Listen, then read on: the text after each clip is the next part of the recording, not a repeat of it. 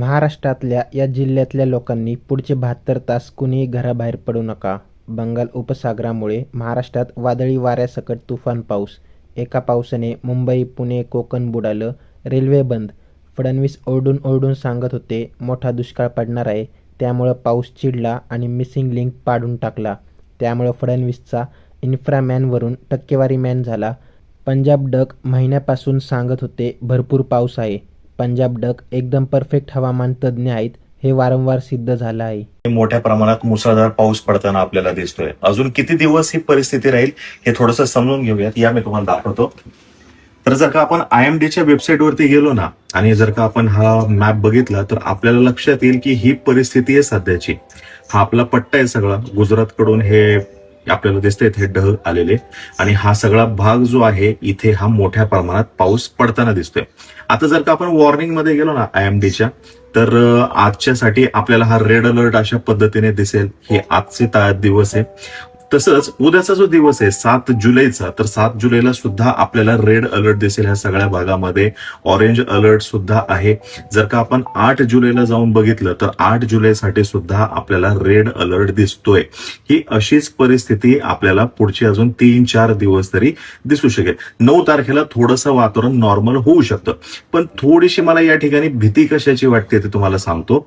तर बघा, जर का आपण परत एकदा इन्फ्रारेड ह्याच्यावरती जर का गेलो IMDच्या ह्याच्यावरती तर आपल्याला असं लक्षात येईल या ठिकाणी की अजून इथे खालच्या बाजूला जर का बघितलं आपण ग्लोबल ह्याच्यावरती जाऊयात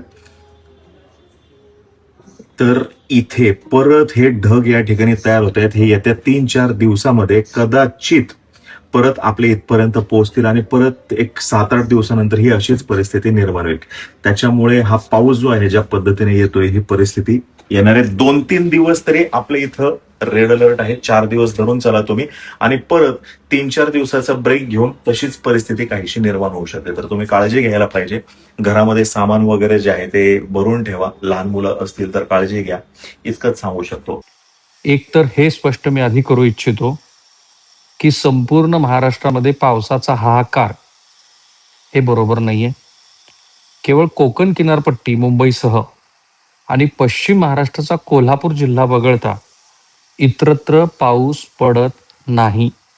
पूर्व विदर्भाचे 2 भाग भंडारा आणि गडचिरोली या 2 ठिकाणी आपल्याला पावसाचे अलर्ट्स आहेत. पण उर्वरित महाराष्ट्रामध्ये पाऊस म्हणावा असा नाही. इनफॅक्ट उर्वरित महाराष्ट्रामध्ये पाऊसच नाहीये. मध्य महाराष्ट्र पूर्ण कोरडा आहे. मराठवाड्याच्या काही भागामध्ये पाऊस पडतो आहे पण म्हणावा असा पाऊस नाहीये. आणि म्हणून पहिल्यांदा महाराष्ट्रामध्ये आम्ही हे स्पष्ट करू इच्छितो की आत्ता जे काही सुरू आहे ते पावसाचा हाहाकार जरी असला तरी संपूर्ण कोकण किनारपट्टी, पुणे आणि कोल्हापूर जिल्हा वगळता इतरत्र फारसा पावसाचा हाहाकार नाही. उलट पक्षी पावसाची लोकांना प्रतीक्षा आहे. पण जिथे पाऊस पडलाय त्या ठिकाणी काय घडलं आहे? मुंबईमध्ये भीषण पाऊस पडतोय, उद्रेक म्हणेन मी. आणि पुढचे 24 तास 72 तास महत्वाचे आहेत. कारण हा पाऊस पडतोय त्याचं मुख्य कारण पश्चिम बंगालमध्ये निर्माण झालेला कमी दाबाचा पट्टा. पण त्या कमी दाबाच्या पट्ट्यामुळं, या भागामध्ये तयार झालेल्या कमी दाबाच्या पट्ट्यामुळं हे जे वारं आहे ते अधिक तीव्र गतीनं पश्चिम बंगालच्या दिशेनं निघालेलं आहे. आणि म्हणून संपूर्ण महाराष्ट्र, केरळपासून संपूर्ण महाराष्ट्र हा पावसानं व्यापलेला आहे. पण कुठे? ज्या ठिकाणी सह्याद्रीच्या डोंगर रांगा आहेत त्या ठिकाणी तो पाऊस पडतोय. मग नंतर त्या पावसाची घनता ही पुढं पूर्व विदर्भामध्ये वाढते आणि ओडिसा आणि छत्तीसगड या भागामध्ये मात्र पाऊस मोठ्या प्रमाणामध्ये पडतोय. मुख्यमंत्र्यांनी आढावा घेतल्यानंतर सांगितलं आहे की आजच्या दुपारच्या नंतर संपूर्ण कोकण किनारपट्टीवरती हवेचा जो वेग आहे तो 40 किलोमीटर प्रति तास ह्या वेगानं असणार आहे. आणि मुंबईमध्ये अक्षरशः विकराळ रूप घेतलेला पाऊस आणि पुण्याच्या घाटमाथ्यावरती पडणारा जोरदार पाऊस, ह्या पार्श्वभूमीवरती पुणे वेधशाळेतनं आपण लाईव्ह आहोत. एकतर एल निनोच्या प्रभावात हा सगळा पाऊस आपण सुरू झाला आहे आणि खूप सारे मीम्स आणि लोक चेष्टा करत आहेत. एकदा ते क्लिअर केलं पाहिजे, कारण मला माहिती आहे की पाऊस येणार नाही असं तर होत नाही. 100-125 वर्षामध्ये पाऊस आलेलाच आहे. पण आता हे काय? बऱ्याचदा लोकांना म्हणजे असा गैरसमज आहे की एल निनो वर्ष असलं की पाऊस पडतच नाही. करेक्ट.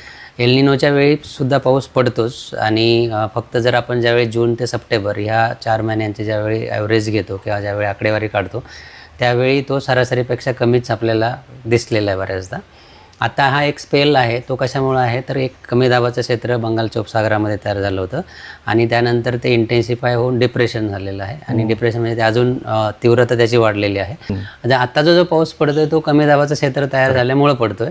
एल निनोचा प्रभाव आपल्याला नक्कीच दिसेल at the end of the season आणि आता 10 तारखेपर्यंत हा स्पेल आहे, त्यानंतर परत पाऊस कमी होताना आपल्याला दिसेल.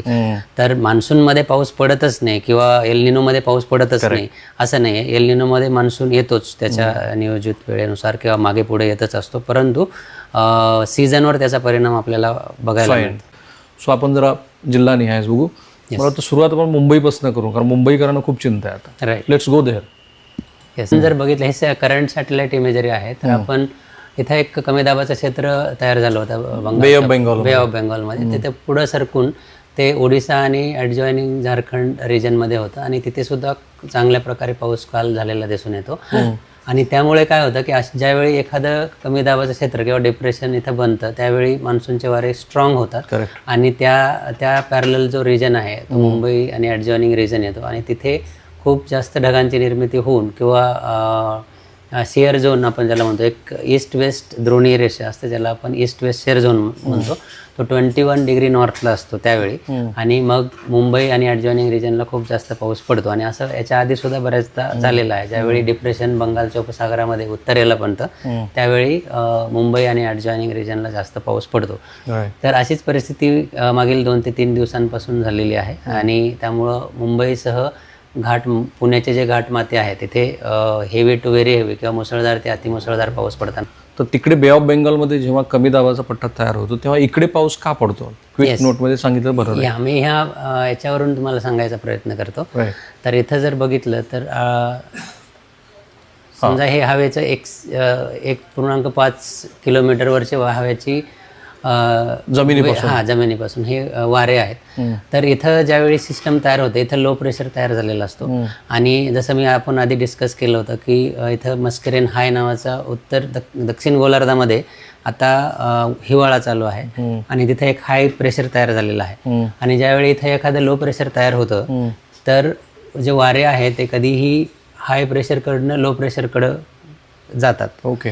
आणि ज्यावेळी इथं लो प्रेशर बनलेलं आहे तर आपले जे मोसमी वारे आहेत ते स्ट्रॉंग होतात आणि ते ह्या जे कमी दाबाचं क्षेत्र तयार झालेलं आहे त्याच्याकडे जाण्यासाठी किंवा तिकडे संचलित होतं. ओके. आणि तिथे जास्त पाऊस पडतो. त्याचबरोबर आपले जे अरबी समुद्राचे जे वारे आहेत ते सुद्धा खूप स्ट्रॉंग होतात आणि त्यामुळं कोकण किनारपट्टी आणि घाटमाथ्यांवर जास्त पाऊस पडतो कारण हे वारे खूप जोराने येतात आणि मग सह्याद्रीच्या रांगांना ते अडवले जातात आणि घाटमाथ्यांवर खूप जोरात मोठ्या उंच ढगांची निर्मिती होऊन इथे जास्त पाऊस पडतो. त्याचबरोबर कोकण किनारपट्टीला सुद्धा जास्त पाऊस पडतो आणि पुढचा जो प्रदेश आहे मराठवाडा मध्य महाराष्ट्रातला जो पर्जन्यछायाचा प्रदेश आहे तिकडे ते जाता जाता त्यातलं बाष्प कमी होतं आणि तिकडं सुद्धा पाऊस पडतो, परंतु या तुलनेमध्ये खूपच कमी पाऊस पडतो. इकडे डिस्ट्रिक्ट वाईज जर बघितलं जसं मी डिस्ट्रिक्ट सांगितले तिथं जास्त पावसाची शक्यता आहे. येस.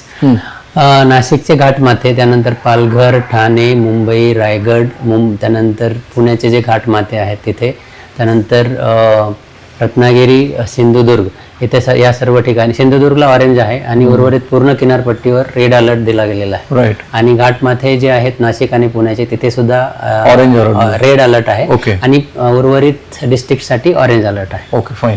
मग बाकीचा जो मध्य महाराष्ट्र मराठवाडा दिसतो तो ग्रीन, येलो आणि काही भाग मात्र ऑरेंज मध्ये आहे.